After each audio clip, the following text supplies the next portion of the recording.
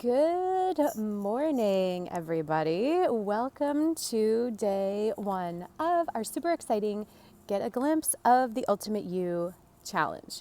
So, first of all, congratulations for being here because it really shows that you care about yourself, your personal growth, your health, your wellness, your relationships, enough to be here with us all week and playing all in, okay? So you guys all know me a little bit and I'm a little bit crazy about things, but I'm going to be playing all in with you this week too. So just expect to have a lot of laughs, a lot of fun, and a lot of feedback. So I really encourage everybody in the group to post and to be interactive in here and to kind of put your ego in the closet a little bit. Like, you can put it in there with mine. It's in a box at the bottom. So don't worry about being judged. Don't worry about anything leaving the group. Just don't worry about anything and just play all in.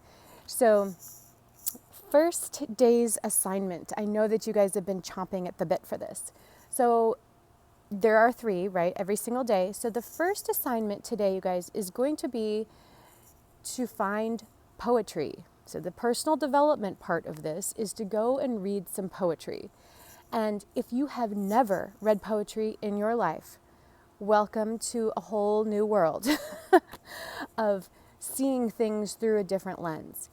And so the reason that I think that this is important and the reason that I'm including this in the challenge is because we spend so much time in front of screens and we spend so much time reading snippets, right? Blogs, things that are trivial, superficial, things that are news related.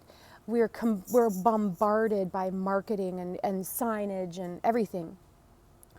And because of that, we have a harder time concentrating and we have a harder time relating to others in a way where we can talk about emotions, where we can talk about our feelings, where we can talk about our perceptions of life in a well thought out and articulate way.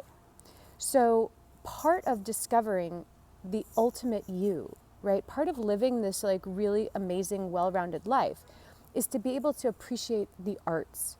And language, you guys, obviously is this very magical art of combining words and letters into different meanings, nuances. And once you find a poem that you love, it will shape you and you will never forget it. And it will color the way you see the world. And that is pretty freaking amazing. So I have lots of books that I have picked up along the way, and I just refound this one. It's called Book of My Nights, poems by Lee Young Lee. I listened to this guy at a book festival in Flagstaff, and they had like poetry readings and stuff. So I listened to him read his poetry out loud and bought his book, and he signed it. And so there's multiple layers of meaning in this for me, which is awesome. Pablo Neruda is also one of my favorites. This is going to be backwards, and I'm sorry, but so it's the selected odes of Pablo Neruda. And so your assignment is, if you don't have any books of poetry, it's no big deal. You have the internet. You also have a library. You have Amazon. You have all sorts of things at your disposal. Be creative. Ask someone, what poetry do they love? Borrow a book, right? So that is your first assignment, is to read poetry and post your favorite stanza in the group and why it's your favorite. What did it mean to you? How does it relate to your life at this time? Okay, so that's your first assignment. That'll probably be the one that takes the longest. The second one, the food challenge for today, is to eat something the color red at every meal. Every time you sit down with a plate in front of you, there has got to be something red on it. Now be creative, right? I don't mean a freaking tomato. And so, but tomatoes, strawberries, rhubarb, radishes, red bell peppers, right? Anything that is red is fair game, not food coloring. Not food coloring. So lollipops don't count. It has to be a real food that looks like how it grew, that is red. It cannot be red dye number 40. And I know that somebody's going to try to get away with red wine. I've already thought about this. So red wine at dinner is one, well, I mean, I guess at breakfast, but I don't know. I'm not encouraging that either. So something red at every single meal. Take pictures or just let us know. Show us what you decided to have as your red for every meal. Last one, the fitness part. I know this is what everybody's been chomping at the bit for. So, in addition to your normal workout today, you will perform 100 push ups. 100 push ups, chest to deck, full range, elbows grazing those ribs, push ups. You will post in the group how long it took you. And I will post up how long it takes me. Before that, like right now, I'll post my time under there so that you guys have a benchmark to beat. It probably won't be hard for some of you to beat my time, but it will be hard for some of you too. So those are the 3 challenges for today. A, you're going to read some poetry and post down below why it was important to you. B, you're going to make sure that every single time you eat a meal, there's something red on it. Why?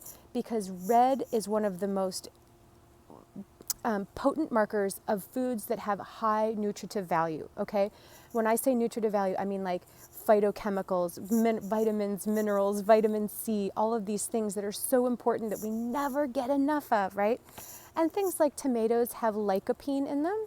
And as you know, like from Mediterranean diets, when you pair lycopene with olive oil, you have all of these heart protective effects that happen because lycopene is fat soluble and it needs olive oil to be absorbed in your body. All these fun little facts. You see, I'm not just making this up randomly. So eat red things in a variety of them. See how many you can get in one day. That's a good challenge too. How many different ones could you get? And then the last one is 100 push-ups. If you're somebody who's like, dude, 100 push-ups, are you freaking serious? I could do that in my sleep. Perfect. I encourage you then to either do TRX atomic push-ups, and I'll show those in a video down below, or Spider-Man push-ups. I'll do a demo of that, or inverted push-ups, right? Feet up on a stool. And if you're like really badass, you're going to take it to the next level, handstand push-ups, okay? If you can do 100 handstand push-ups, well, you're my new favorite person. All right, you guys, there you have it. Your 3 challenges for day 1. Please post up as many times in here as you want. It's a totally interactive group. I'm going to be in here playing all week with you. I've kept this video to under 8 minutes because I value your time. So good luck, have fun, and I can hardly wait to read the poetry, right? As we all can, and see pictures of your food. And let me know how sore you are tomorrow.